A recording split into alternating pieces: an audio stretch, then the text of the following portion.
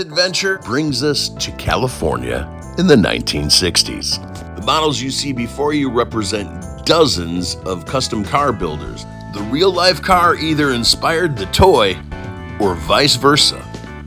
Today, we look at a man named Tom Daniels. Tom was hired right out of college to work for GM to develop designs for their trucks. Not part of today's story, but very important to history, is that Tom designed many of the George Barris TV vehicles and never received credit.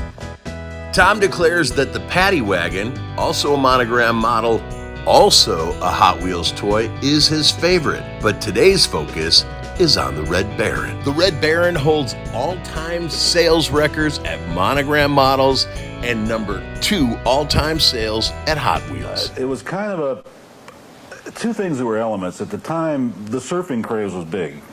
Surfing and the surf helmet. For some reason, the old German helmet from World War I and II was, surfers were wearing that. It was a surf helmet. And I always thought the design was kind of neat anyway. And what really led to the design of the Baron was that somehow I looked at the T-bucket, the body of a T-bucket in the helmet, and I thought, that would fit on a T-bucket if it was modified. It would make a really kind of unique hot rod with this little helmet on top. Mm-hmm. And basically, that's what happened. The guy that designed the Red Baron, that kind of came up with the idea, that was Tom Daniels. He designed it. Yeah. I do not take credit for designing it, nothing like that, but Tom designed it. It was his design. And then Bob said, "Can you build it?" And I said, "Sure." Yeah. So I built it for Bob in '69, and then we figured, well, it's got to have an engine. So we looked at the engine in the kit, but it was a Mercedes aircraft engine, which is, 8-10 feet long, whatever it was, way out of proportion. Super hard to find. Couldn't find one. We came up with the overhead Cam 6 Pontiac, valve cover in the middle, so it would look very kind of similar, like what we wanted to achieve. You don't want a V8 in it. You don't want that. You can't do that. So anyways, we went with that.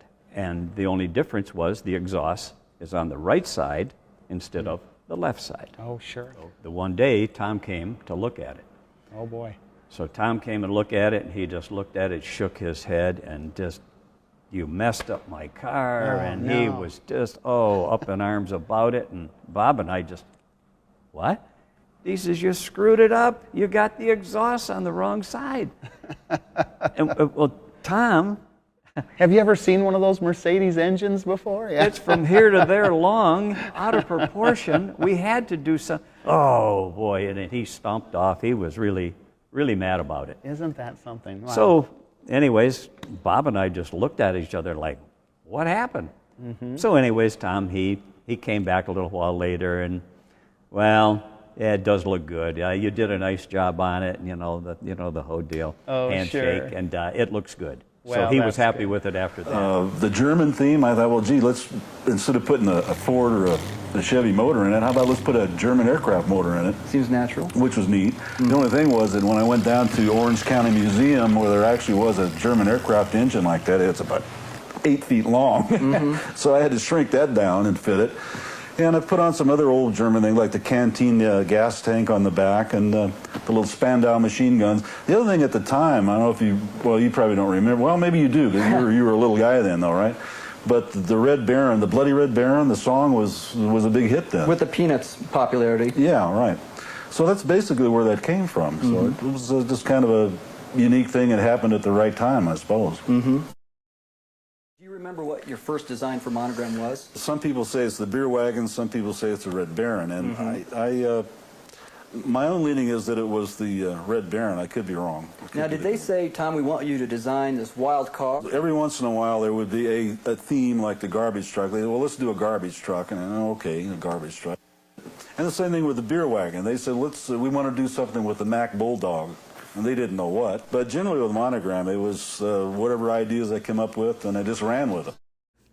Looking at the interior of the Red Baron, it seems very difficult to get a human inside there to drive anywhere comfortably. In one video I saw the passenger actually shifting while the other person was driving.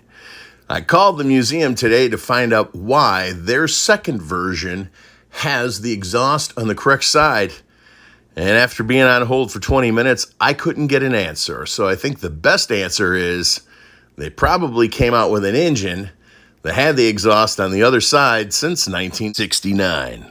Bonus time, Luke Skywalker's land speeder, the Sorub X-34. Starting with the cockpit of the Landspeeder, the one part you never see in the movie, the Landspeeder was dreamt up by George Lucas and engineered by John Steers.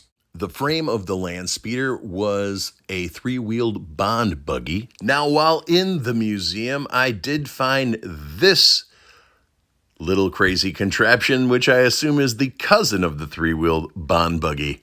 Now, the one that you are looking at here is a recreation from the original mold, but don't go to bed tonight without knowing that John Steers also created the physical version of C-3PO and R2-D2. So I'm asking you, Generation X, how would your childhood have been different without John Steers? What's new in the tea shop? Spin away! All right, let's see what happens like a jackpot. Oh, look what we got. We got a Guadalupe front print t-shirt in purple and black. You know when you were a teenager, your Abuela made you wear one of these when you were going out at night just to make sure you were safe. But wait, hey, make Abuela safe. Her coffee could be safer. Get Abuela Guadalupe Pray for America coffee cup.